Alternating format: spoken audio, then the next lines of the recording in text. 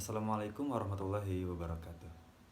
Selamat pagi, siang, sore, atau malam dimanapun kalian berada. Semoga kalian semua sehat ya.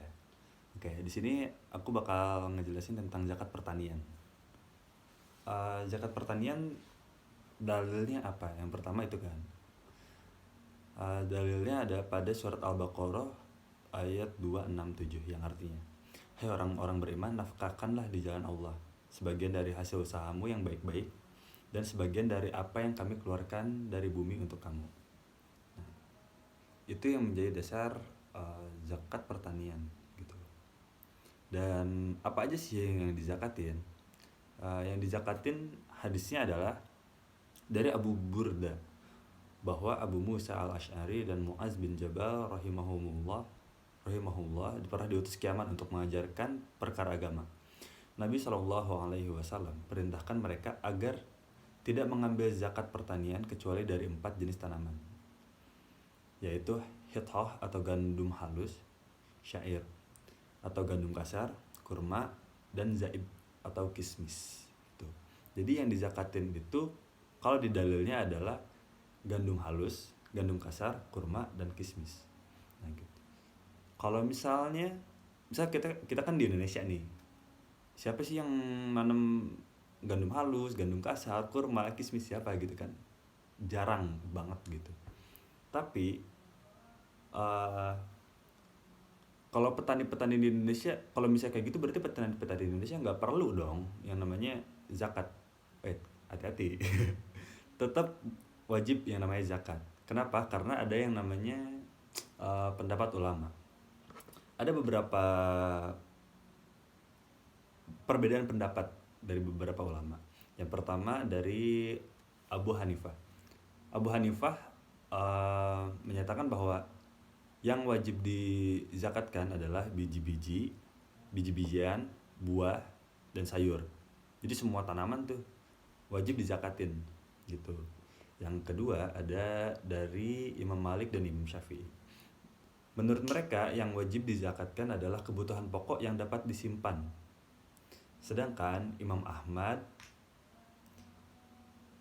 menyatakan bahwa yang wajib dizakatkan adalah bahan pokok yang dapat ditakar. Sedangkan Ibnu Taimiyah apapun yang dapat disimpan. Jadi tanaman apapun atau hasil tanaman, hasil perkebunan apapun itu yang bisa disimpan seperti itu. Namun pernyataan dari Abu Hanifah disebut lemah karena ada hadisnya yang bertentangan di mana sayur tidak dikenakan zakat gitu. Jadi yang kuat itu adalah Imam Malik, Imam Syafi'i, Ibnu Taimiyah dan Abu Hanifah gitu. Jadi yang kuat itu adalah yang banyak diambil adalah dari imam-imam tersebut gitu, yang terakhir. Jadi apa sih aja sih yang harus dizakatin gitu? Yang harus dizakatin contoh kita di Indonesia yang mana makanan pokoknya itu banyak. Bukan cuma satu, bukan beras aja, tapi ada juga yang namanya jagung ya kan. Seperti itu. Jadi yang wajib dizakatin itu bahan makanan pokok yang dapat disimpan dan dapat diukur gitu.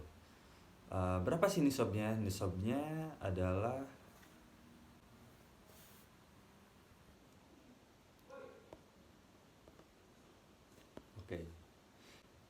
nisabnya adalah 5 wasak atau setara dengan 750 kg. Seperti itu. Jadi kalau misalnya udah panen nih, misal seorang petani panen. Nah, panen terus panennya udah mencapai nisab. Nah, maka itu wajib dikeluarkan zakatnya. Dan berapa sih besaran zakat yang dikeluarkan pada zakat pertanian? Itu beda. Ada dua. Yang pertama, kalau misalnya hasil pertaniannya itu bukan dari hasil irigasi, jadi cuma tanam, didimin, habis itu panen, kayak gitu, itu 10%. Tapi beda sama misal pertanian yang harus dulu bikin irigasi, harus airnya ngambil, jadi nutrisi yang diambil sama tanaman itu bukan dari hujan aja, tapi ada campur tangan si petani itu sendiri, itu zakatnya 5%, seperti itu. Jadi kalau misalnya udah sampai nisabnya, yaitu setara dengan 750 kilo, itu wajib dizakatin, dan besaran zakatnya berapa? Antara 10% atau 5%. Kalau misalnya 10% itu kalau misalnya udah ditanam, didimin, tinggal panen. Nah, itu 10% besarannya. Sedangkan kalau misalnya harus bikin dulu irigasi, harus dirawat sedemikian rupa biar dapat hasil yang baik, maka yang wajib dizakatin adalah 5%. Seperti itu. Wallahu a'lam bishawab. Semoga bermanfaat. Wassalamualaikum warahmatullahi wabarakatuh.